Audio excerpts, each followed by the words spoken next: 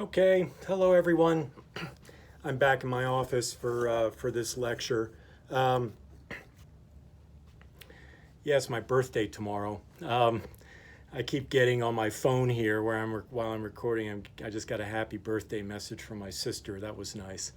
So as I was saying, with my birthday coming up, y'all need to be doing a good job on your final exam.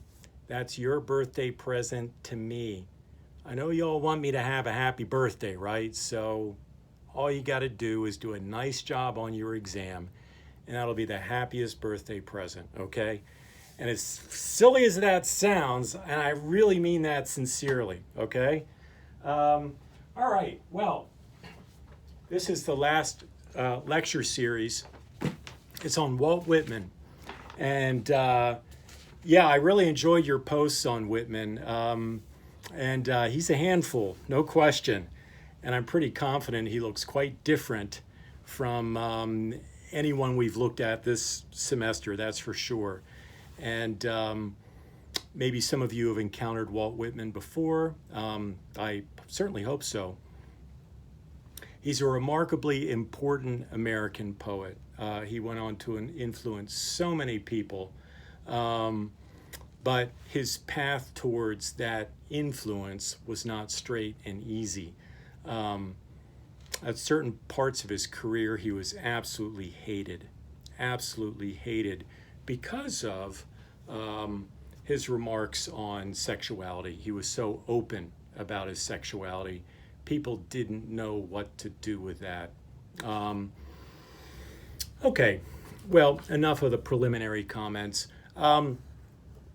I'll just start here with a figure y'all already know a little something about, and that is Ralph Waldo Emerson. I remember when we talked about Emerson, that feels like eons ago, doesn't it? Before this coronavirus mess and everything else. Talked about how Emerson dispensed inspiration.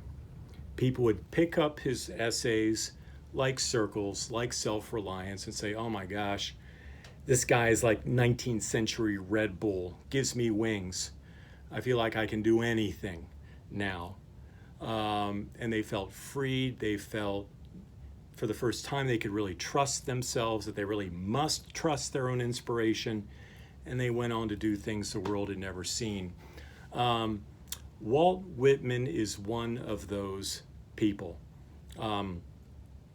Whitman famously said, I was simmering until Emerson brought me to a boil.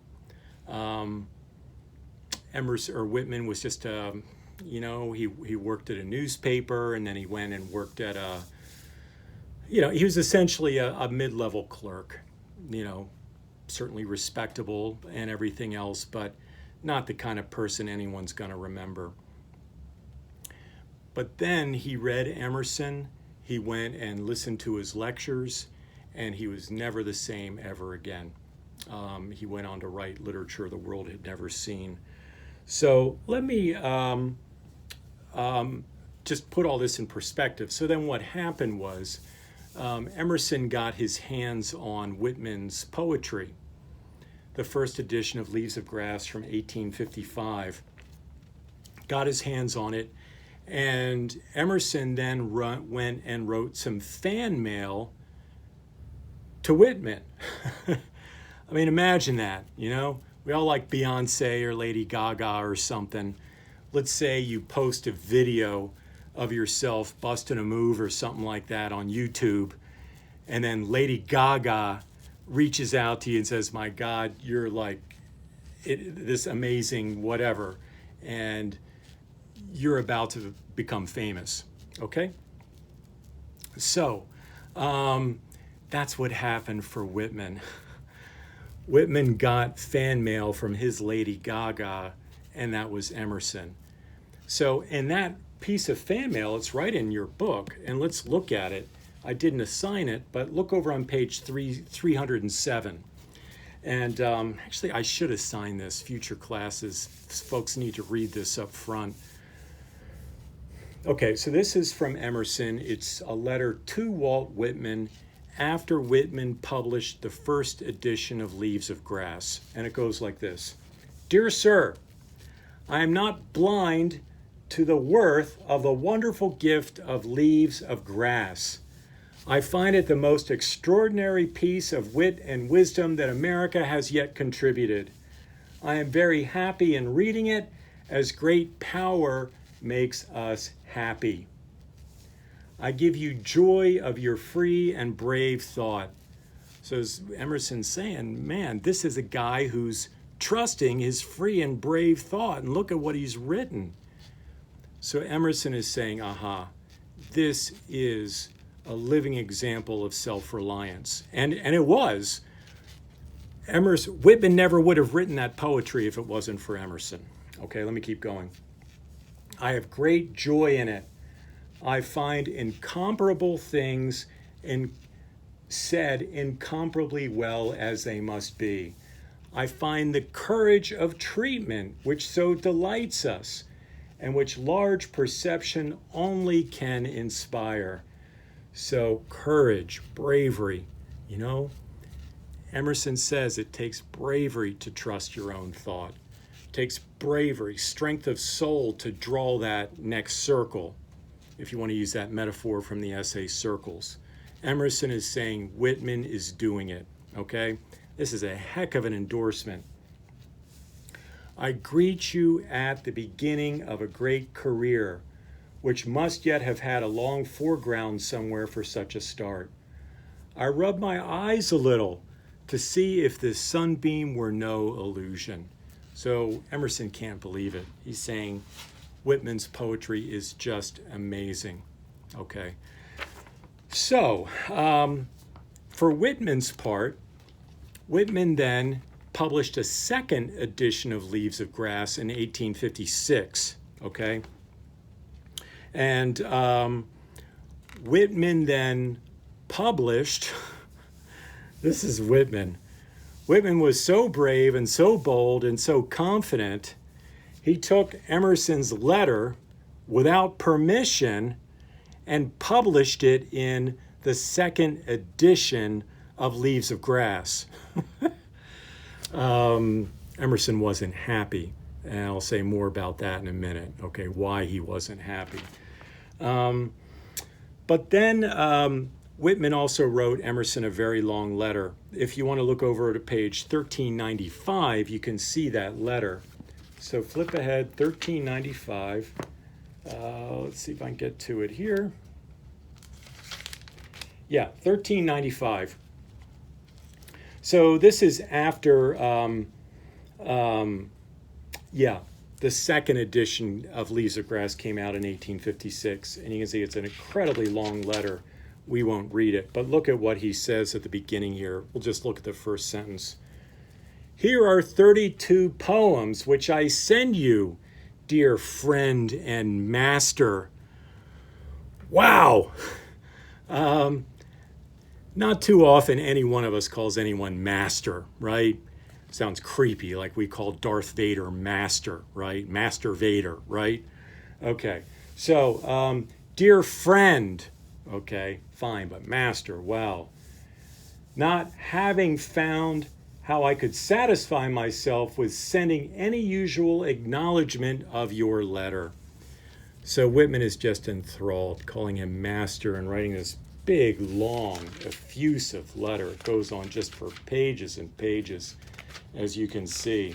Yeah, that has something to do with why I didn't ask you to read it. It's very, very long. Okay, so far so good, right? We can say, well,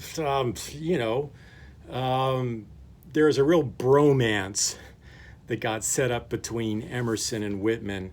Well, not exactly. Okay, so, and this gets into the stuff that you guys were already writing about. The first edition of Leaves of Grass, there were some pretty risque subjects and images and all that kind of thing that showed up.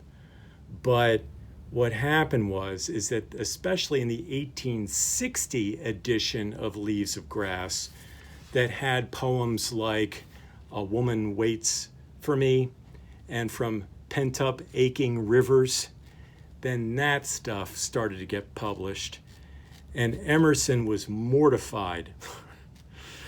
Okay, Emerson said, great, trust your genius. Break with conformity. Okay?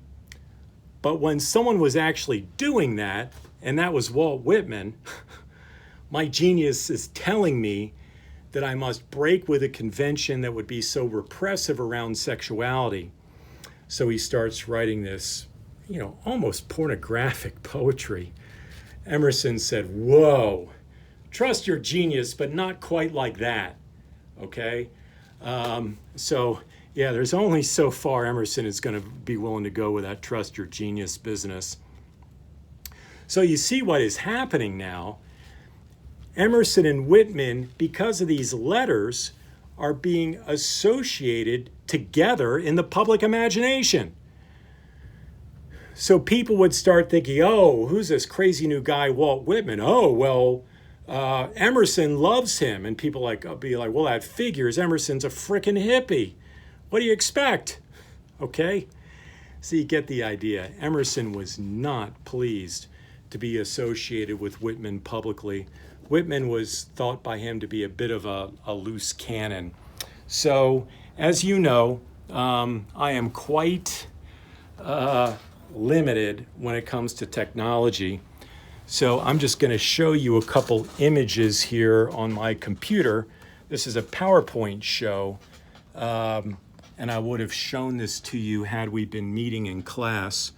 But, okay, so you can see this is, it says Leaves of Grass. This is the main book of poetry that Whitman wrote. He only wrote one book of poetry, really, but he put it through many, many, many editions. So by the time he passed away, the book of poems, Leaves of Grass, had grown to the size of like a telephone book. So this is the second edition of Leaves of Grass. And I don't know if you can read this down here, all right? It says, I greet you at the beginning of a great career, R.W. Emerson. So you see what I'm getting at?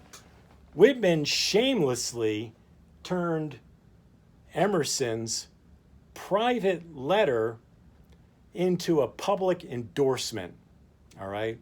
And Emerson was not pleased, again, because of the racy content. All right, so let me just give you some idea, just to put it in perspective. Oh, let me just show you one other thing here. Okay, this is the front pages here of Leaves of Grass from 1855. And this is an etching here of Walt Whitman. It's a quite famous picture of him. Maybe you've seen it before, but he just looks, this would have been understood to be the dress of an everyday man. He's not wearing a tie or a coat. Shirt is open at the throat. A hat kind of slouching off to the side. This is Walt Whitman, the everyday guy. This is not Walt Whitman, the establishment kind of orator. Just to put it in perspective, Emerson, whenever he got up and gave lectures, he wore his academic regalia. He wore a gown. Like when you graduate, a gown, you get in there and sort of lecture that way. That doesn't look like Walt Whitman.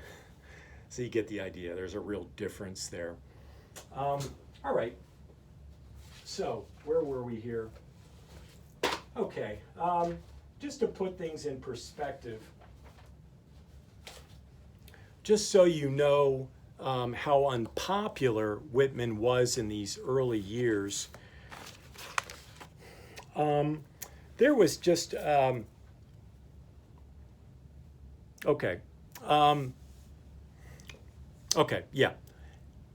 I'll tell you about some of my own research, my own original research. We professors, we faculty, were expected to publish and research and make these original contributions to the field and everything else.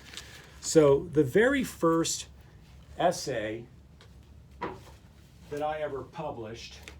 It showed up, maybe appropriately enough, in this journal here called the Walt Whitman Quarterly Review, and it's from 1997. So this was my very first publication. I had just started my PhD program at the University of South Carolina. And so I had come across an obituary that no one had ever, no scholars had ever discovered, an obituary of Walt Whitman. Let me try to put this in perspective here. Okay, well, yeah, so the obituary came out in 1871. And actually, it's work that I did with a colleague of mine named Steve Olson Smith. And so anyway, we came across this obituary and in 1871. The only problem is that Whitman wasn't yet dead. He wasn't going to pass away for another 20 years.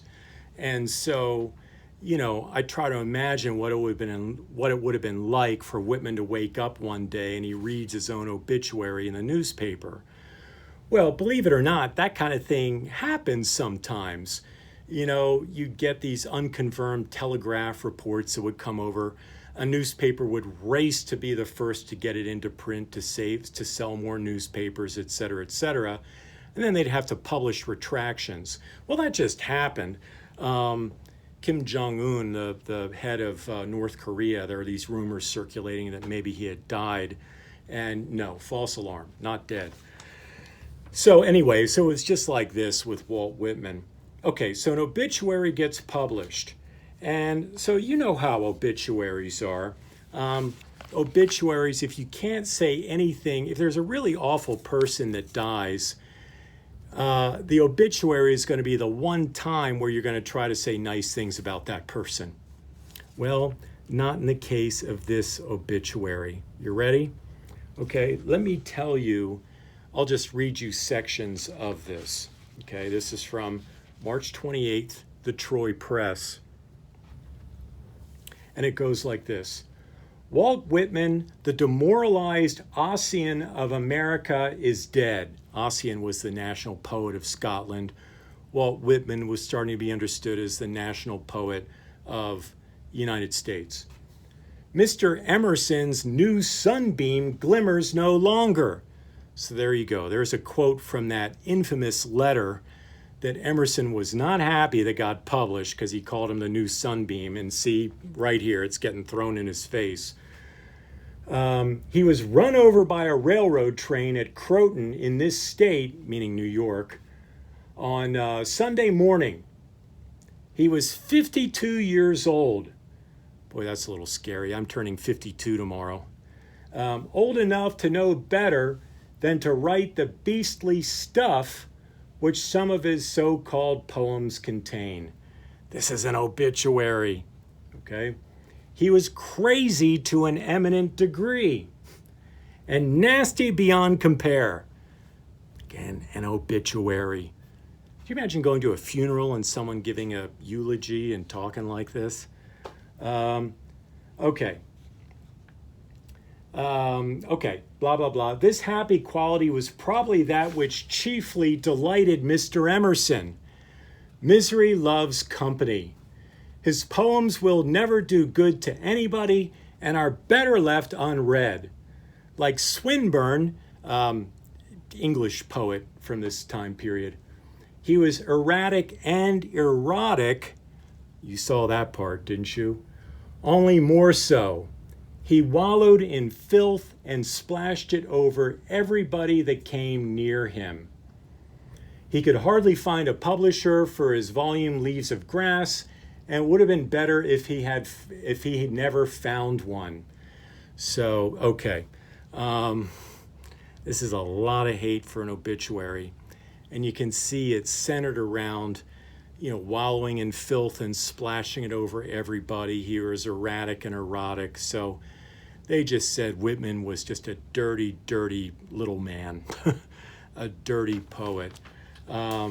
So you see, this is what I'm getting at. Whitman breaking these boundaries, all these prohibitions and these taboos around subject of sexuality. He experienced an incredible amount of backlash, an incredible amount. I mean, this is something close to pure hatred. We can kind of laugh about it now, but this is just hate. Okay. Okay, now one other way to put all this in perspective here, so we can see that his Victorian contemporaries didn't like him very much. However, Fanny Fern, and we just finished reading Fern, Fanny Fern loved Walt Whitman. We talked about Fern being a very bold, a very bold woman, a very bold writer, and full of courage and bravery herself, just like Walt Whitman. So perhaps it comes as no surprise that Fanny Fern liked Walt Whitman. And you can see this. Fanny Fern, when people here are hating on Whitman, Fern was writing some very positive things. I'll show you this. Look over on page 896 in your book, 896. Okay, so here's a review. She wrote a review of Leaves of Grass. She's not calling it filth, right? Look at how she's describing Whitman and his poetry. This is just a few lines down. Walt Whitman, the effeminate world needed thee. Okay, so Whitman is manly power, his brave, bold, manly power is going to breathe some life into this country. Skip down a few lines. Walt Whitman, the world needed a Native American of thorough out-and-out breed. Native American just meant, a white, born and bred in the United States American, not Indian, the way it means today. Enamored of women, not ladies. Men, not gentlemen. And needed a man who dared speak out his strong, honest thoughts in the face of pusillanimous, toadying Republican aristocracy, dictionary men, hypocrites, cliques, and creeds, and needed a large-hearted, untainted, self-reliant, sounds like Emerson, right? Self-reliant, fearless son of the stars and stripes. Wow, this is from Fanny Fern. This is full-throated, big-lunged praise. And you notice one of the things that she really likes about Walt Whitman is the fact that he treats women like women. He's open to the power of women. And you can see that in some of the poetry, that this is one of the things that not just Fern, but other women, early women readers of Whitman really liked. They said, wow, here's a man who understands that women are sexual beings, and he's not afraid to talk about women's desire. I remember this is a time period where women's purity, you remember from Charlotte Temple and all that sort of stuff, Harriet Jacobs, everything else, women are supposed to be pure and very fastidious around their sexuality. Not for Walt Whitman. Walt Whitman saying women have desire and they should be free to express it. So he had a very liberating view of sexuality for many women readers, if that makes sense. And Fern, and that is clearly resonating here with Fanny Fern, okay? Okay, and then over on page 897, that first full paragraph down, you'll see where I'm reading here. I am not unaware that the charge of coarseness and sensuality has been affixed to them. So she's saying, yeah, I know people there are haters out there, and people look at Whitman's poetry and they say he's dirty. So she's not going to play dumb about that. She's saying, I know that. But look at how she goes on and how she addresses it. My moral constitution may be hopelessly tainted, or too sound to be tainted, as the critic wills, but I confess that I extract no poison from these leaves. To me, they have brought only healing. Wow, wow. It's significant that Fern, as a strong woman, is having a lot to praise in Walt Whitman. So I just love this. And I think it's helpful for you to look at that too, since we just studied Fanny Fern. By the way, yes, they did go on, Fern and Whitman did go on to be personal friends until Whitman was a little bit of a scamp. He borrowed $200 from Fern. She was a lot more successful than he was. So he borrowed $200 from her. In today's money, that's like $5,000. And he never bothered to pay her back. Fern had to sue him to get her money back. All right, so anyway, that's another story. Okay. All right, well, that's a good place to break. I'll break. This will be part 1. And in the next section, we'll get into crossing Brooklyn Ferry. Okay, so stay tuned.